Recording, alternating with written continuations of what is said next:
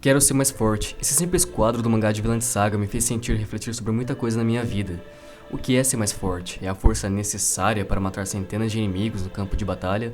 Ou ser alguém gentil e suficientemente resiliente em aguentar todo o conflito externo e também interno e consequentemente conseguir perdoar os outros e a si mesmo, sem deixar que esse ciclo de ódio e energia negativa circule no mundo? Ver o Thorfinn sentado observando o pôr do sol com a cabeça quente, quase consumido pelo ódio, logo após de ter descoberto o real motivo a quem esteve por trás da morte de seu pai, que testemunhou com seus próprios olhos quando mesmo era criança, é neste momento de reflexão que Thorfinn não se permitiu ser consumido pela raiva.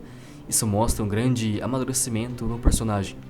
O que é interessante de se notar, já que Hilda, uma garota que ficou órfã após ter visto Thorfinn matado seu pai em uma das invasões a territórios comandada por Askeladd, que se permitiu ir atrás de Thorfinn para matá-lo e poder se vingar.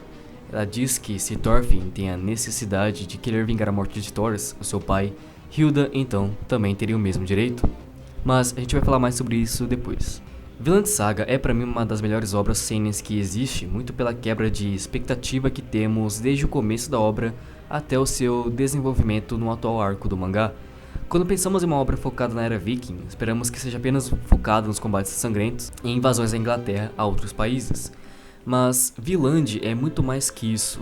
A mensagem e o foco nunca foi sobre as lutas e as partes shounen do mangá, e sim essa quebra de conceito que existe entre os personagens e as mudanças que vêm com o tempo, do amadurecimento e diferentes visões de mundo que cada ser individual tem. Como uma obra, claro, que vem do Oriente, essas questões filosóficas estão muito presentes ao longo do mangá.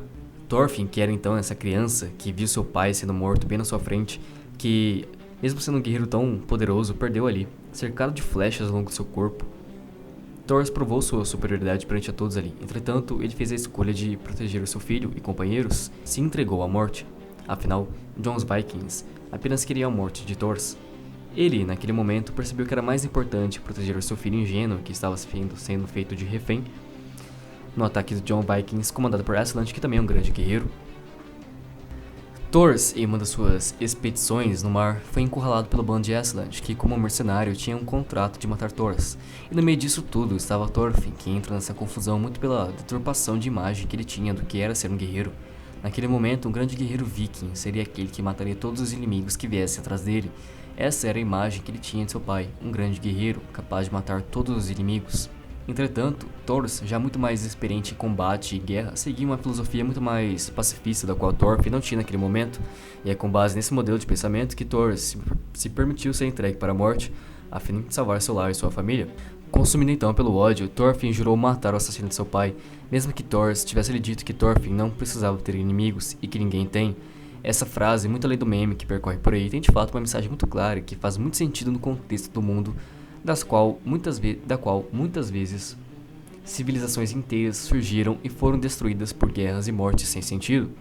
No mangá, principalmente no contexto do mundo de Vinland Saga, nessas histórias vikings, a morte mais honrosa para um guerreiro é morrer em campo de batalha. Porém, todo esse conceito do guerreiro e das lutas em guerra será mudado na cabeça de Thorfinn e que só vai fazer sentido na cabeça do protagonista muitos capítulos depois. O mangá então ele é dividido em dois cenários bem distintos um do outro. Na primeira parte, podemos ver o protagonista adolescente consumido pela raiva e com o único propósito na vida, matar Askeladd e vingar seu pai.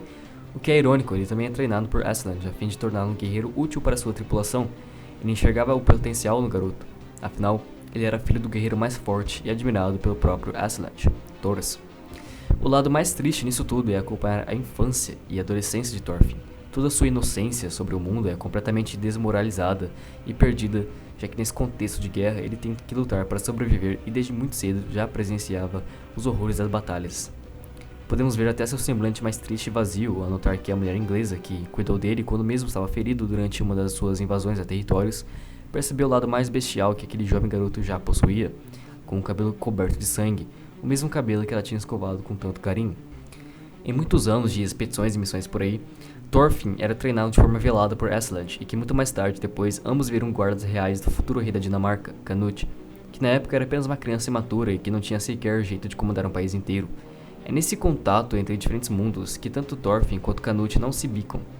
Canute era um garoto imaturo e mimado, enquanto Thorfinn já tinha esse lado mais selvagem que mais tarde poderíamos ver essa mudança de formas de agir e pensamentos que se inverteriam mais tarde, com Thorfinn buscando mais esse lado pacifista e diplomático das coisas, enquanto Canute não media esforços para conquistar o que ele queria em prol da maioria, mesmo que isso significasse guerras e mortes de algumas pessoas.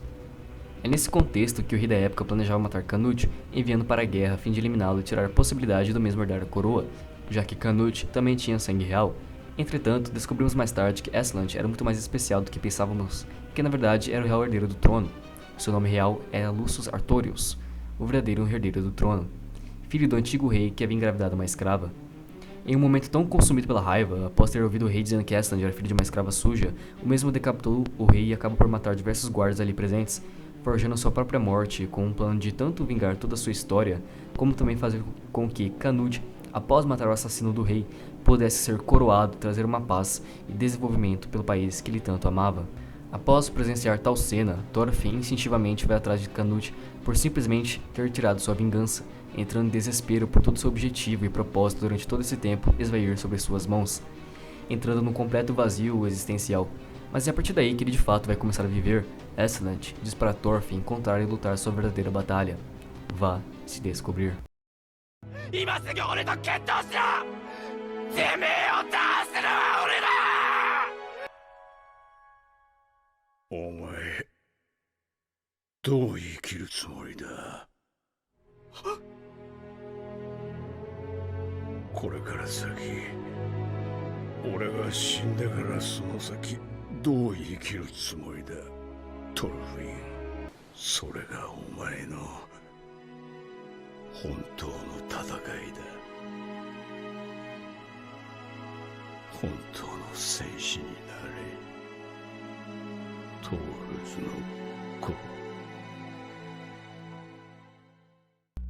Entrando numa depressão e perda de sentido, ele é vendido como escravo e passa boa parte do mangá trabalhando em uma fazenda.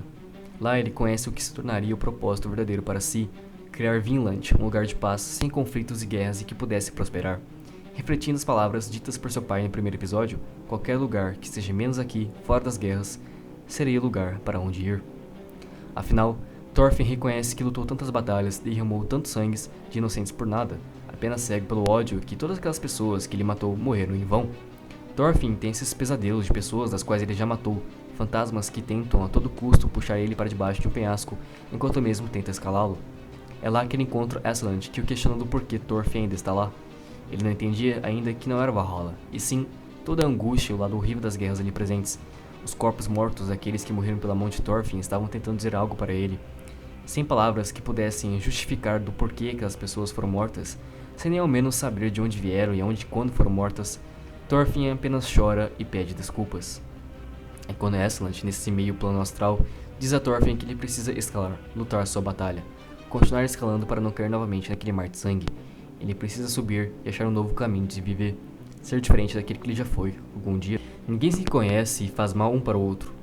Mesmo assim, em contexto de guerras e lutas, pessoas se matavam sem nem ao menos saber o porquê. É esse amadurecimento de pensamento de Thorfinn que o faz seguir em frente, tendo consciência de seus atos e se arrependendo amarguradamente pelo que fez, o faz agir em prol de um futuro melhor. É aí que Hilda, uma das vítimas de Thorfinn que havia jurado matar o assassino de seu pai, encontra Thorfinn, mas que como protagonista já contra o pensamento, tem a missão de buscar ser perdoado pela Hilda. Ser um guerreiro não é travar guerras e derramar sangue sem sentido para buscar Valhalla dentro do contexto dos vikings, e sim conseguir quebrar um ciclo de ódio buscando pacifismo e amar a si e aos outros. Nas palavras de Thorfinn, por que devemos matar uns aos outros? Nós nos conhecemos hoje. Eu não tenho inimigos. Ninguém tem. E de fato, Thorfinn, após resistir muito e lutar pela paz entre os povos nativos de Vinland e os vikings que invadiram o território, conseguir coexistir juntamente com esses povos e criar um novo país, ao mesmo tempo que não vai atrás de vingar seu pai, que também lutou bravamente buscando perdão daqueles que ele fez mal algum dia, ele se torna então um verdadeiro guerreiro, aquele que seu pai sempre quis lhe ensinar. Um guerreiro é uma pessoa forte. Um guerreiro é uma pessoa gentil.